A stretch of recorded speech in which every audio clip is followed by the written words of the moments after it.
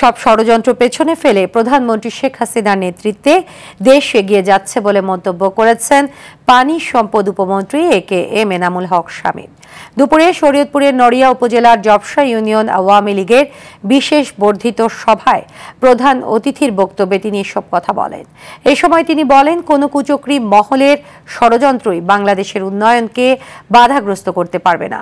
জবসা union Awami লীগের সভাপতি আব্দুস সালাম হাওলাদারের সভাপতিত্বে এ সময় আর উপস্থিত ছিলেন জেলা আওয়ামী লীগের সভাপতি সাবিদুর রহমান খোকা শিকদার, সহসভাপতি আব্দুল ওহাব ব্যাপারী সহ সংশ্লিষ্টরা। এর আগে উপমন্ত্রী শরীয়তপুরের নড়িয়া জাজিরার পদ্মার ডান ও বামতি রক্ষা বেড়ি বাঁধ প্রকল্প কাজের অগ্রগতি পরিদর্শন করেন। উপমহাদেশের সবচেয়ে প্রাচীনতম রাজনৈতিক দলের নাম হচ্ছে বাংলাদেশ আওয়ামী লীগ।